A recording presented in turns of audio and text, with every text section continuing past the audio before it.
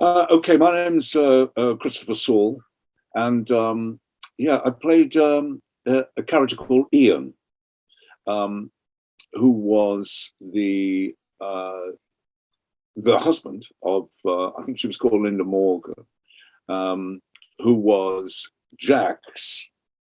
Not quite sure what Jack's surname was. However, uh, uh, Jack's first wife, and they had a son, so he was my stepson. Um, yeah, I mean that's basically it. To expand on that, the extraordinary thing was that the actress Sian Radinger, who played Linda, I I'd worked with a couple of years before at the Royal Shakespeare Company. We were in Sophocles's The Thebans, a big trilogy, and so I spent quite a bit of time with Sian and the rest of them in that. So it was amazing, to come back into this, and there she was, playing my wife. Uh, I thought I was a bit older than her. Well, I think I was. Well, in fact, I was. That's. But yeah, to further expand on that, there's not a lot I actually sort of remember. But of course, I do remember, some certain events, and I think. I mean, one of the strongest scenes was I used it for a show reel, as probably a lot of people do.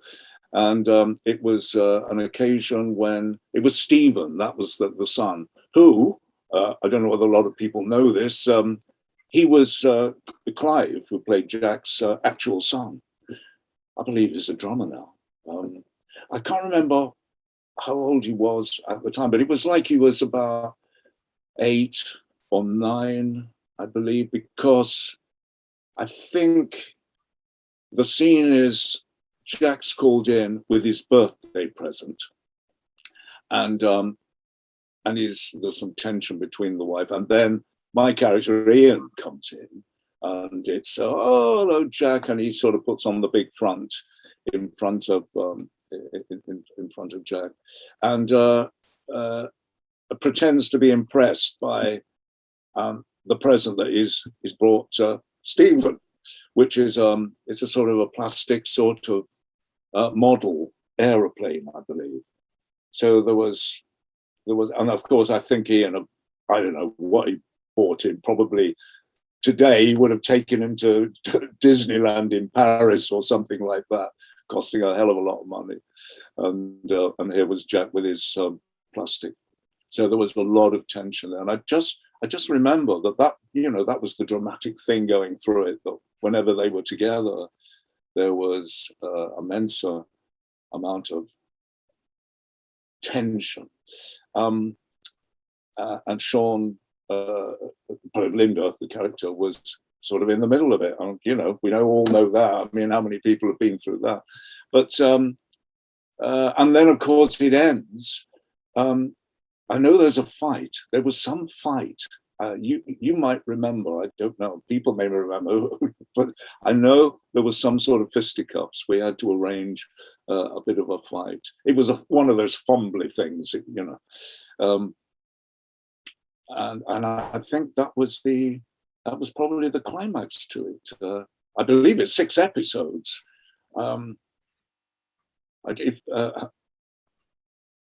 The character, well, he was pretty bland. He was a bland, sort of supposedly middle class sort of guy, as opposed to Jack's working class fireman. There was the class, tension there. It was all good stuff, except I'm basically come from a working class family, and you poshed up in the 60s, and you went to drama school and poshed up a bit. And unlike Eddie didn't lose his very strong Bradford accent, and that was tremendous. If you had a really strong regional accent as an actor, it paid dividends. But I came from Skegness in Lincolnshire, lovely place. Skeggy is so bracing and all that sort of stuff. But it was a funny, quite weak sort of accent, and you know, drama school sort of knocked that out of you. But anyway, well, so I was really saying that we did this episode. I always remember this, with this director who hadn't cast me, and he said to me before the scene started, "Well, I wouldn't have cast you." You know, big confidence builder moment there just before, you know, action. And I don't think he'd seen me do anything. He obviously envisaged. I'm not quite sure what he did, but it certainly wasn't in the shape of Chris Saul. But anyway, there we are.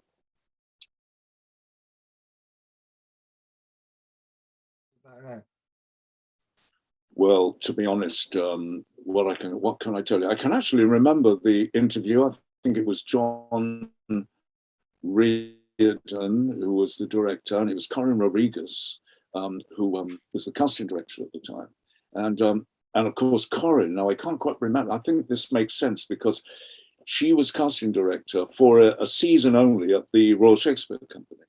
And that's when we did the Thebans in the Swan Theatre. And of course, I've just said, you know, Sian was in that and I was in that. So she was probably, you know, helping, you know, as casting directors do. They work with them in the theatre and then they give them some telework, which is fantastic. I can see myself in a very smart uniform with a hat. But I tell you what, and I've checked the contract and it was, I think it was about 1995, wasn't it, or something like that. It was certainly before Ian. It could have been actually earlier, much earlier. It was about 4 or 5 days filming. I looked at the contract with a special low. I was with a good agent then as well. But yeah, yes. So to me, he was just one of those very authoritative figures. You know, I'm 6 foot, so you know, the uniform sort of looks all right. And if they cut my hair, you know, a bit short or something, you know, play the part. So that, yeah, I mean, obviously that was good. You know, any telly at the time was good. This was a great thing about this business, you know, during that period where you went from theatre to film to TV to voiceover, you know, you had access to it all. I'm not sure whether, it's probably to do with age, of course, whether that, I'm not talking about myself having access to that now. It's just sort of generally you get the feeling that these areas are not so easy to, you know, just swing into from one to the other. But if I'm allowed, the one thing I do want to say is going back to the Ian and Jack relationship. I really like Clive. He's a tremendous actor. And I was lucky enough to be, this was about 96, 97.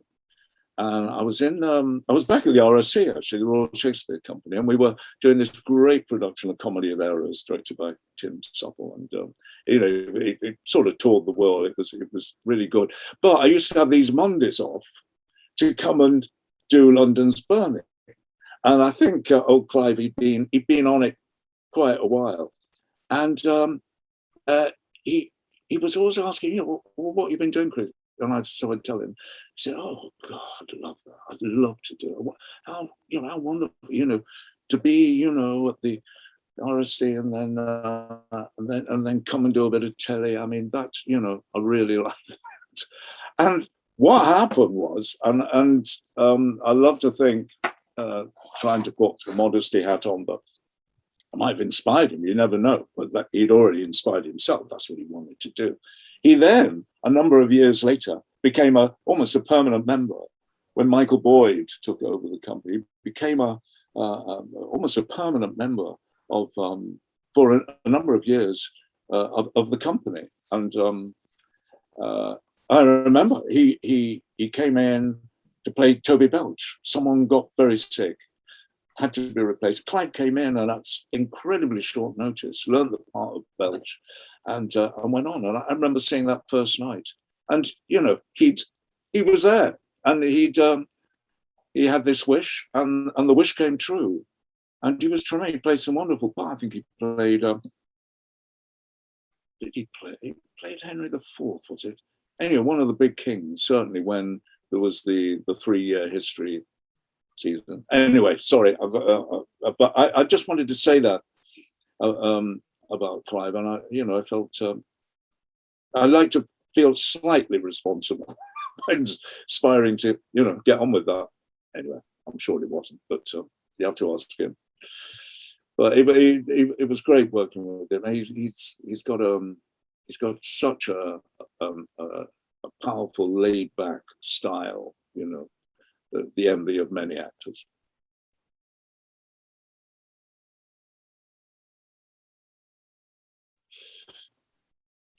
Well, the first one, I think I might have just mentioned it, that Corin Rodriguez was a casting director for a short period of time at the Royal Shakespeare Company, and she cast me in that season. So, and I'd known her before from where I think she was with LWT.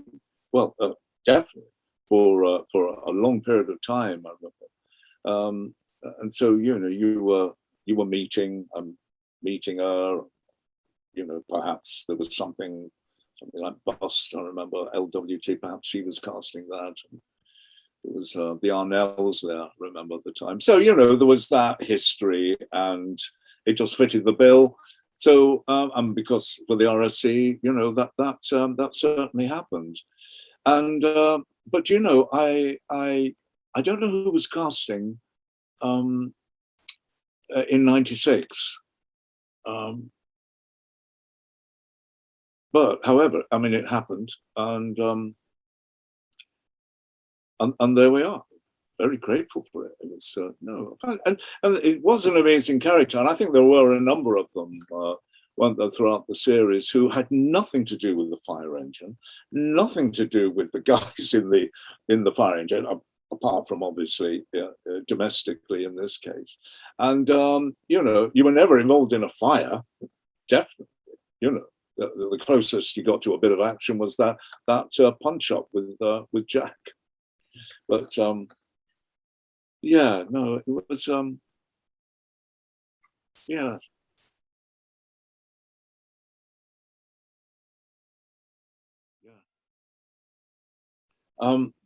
Yeah, the characters, of course, Ian got involved in were a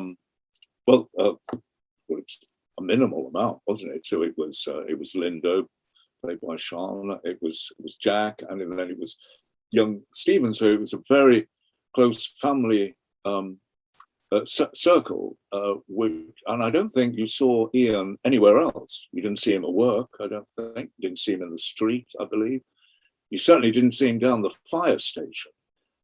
So these are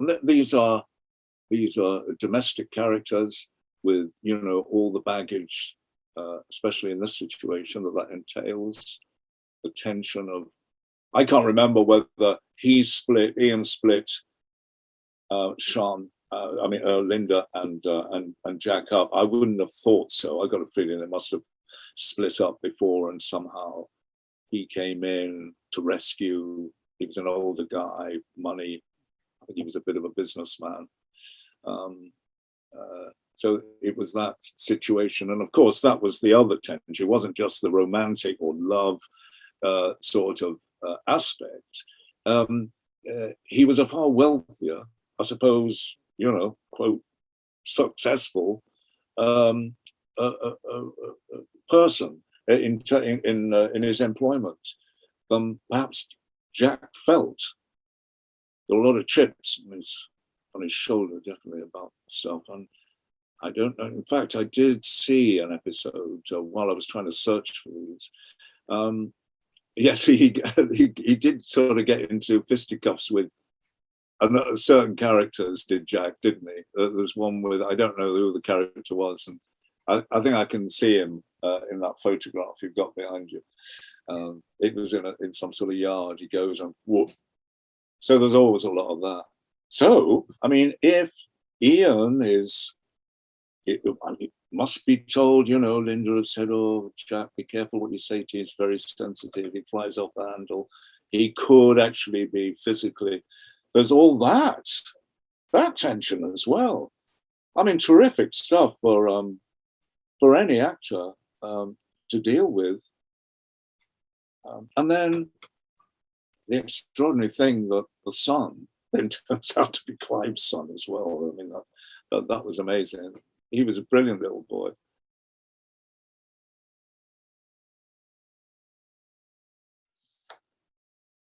Well, you know, you find me at a time where, in fact, I'm lucky enough, yeah, to have a couple.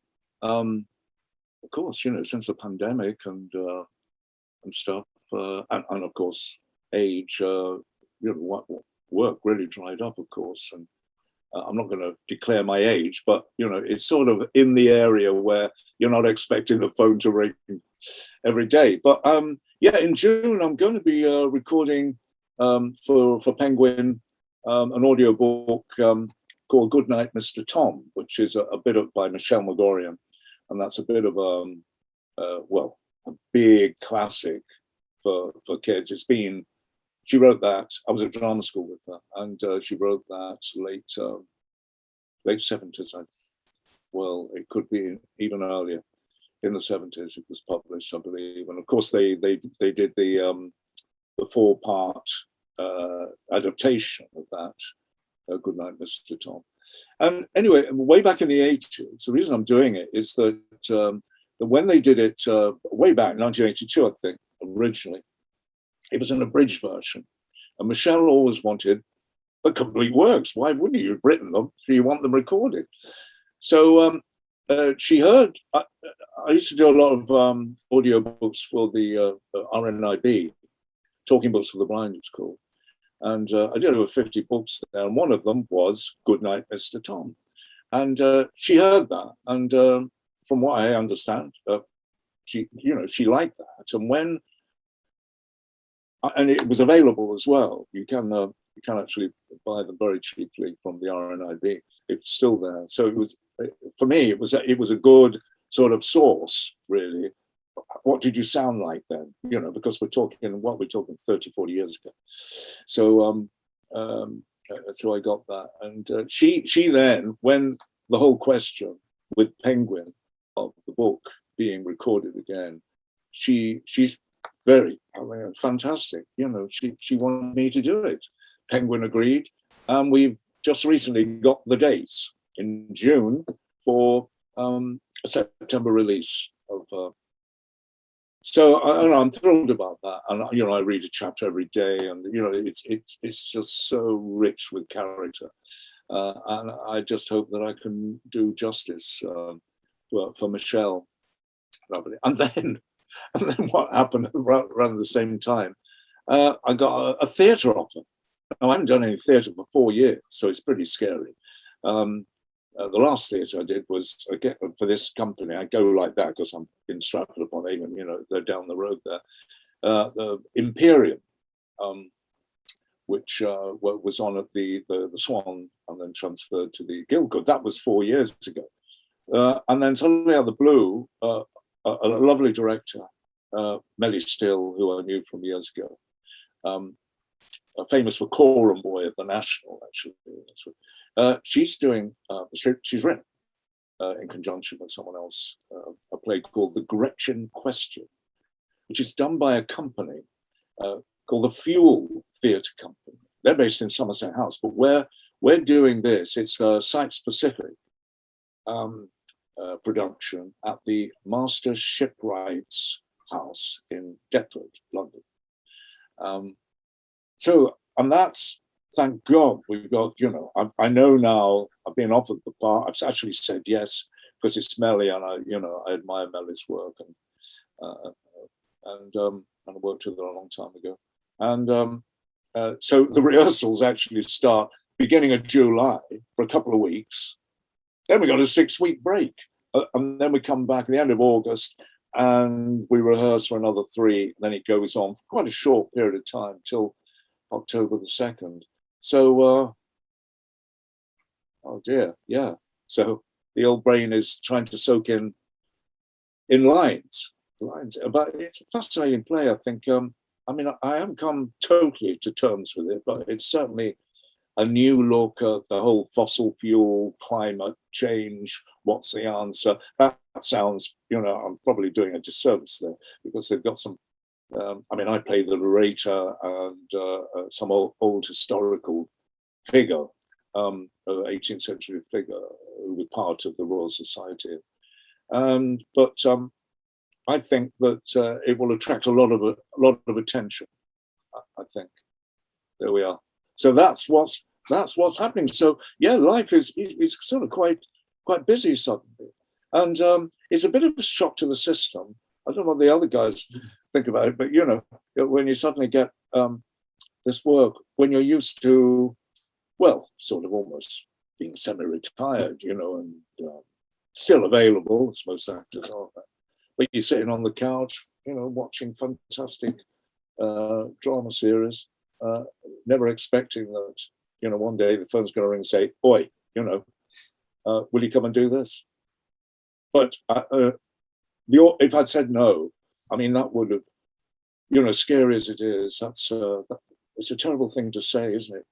I suppose we are addicted, actors, because we've always been available, and because work has come and gone, and we are addicted to that wonderful feeling when an offer is made, and also the consequences of saying no. Sometimes it's absolutely right, but when it's a borderline, you think, no, you've got to embrace it and work for it, and it should be okay in the end.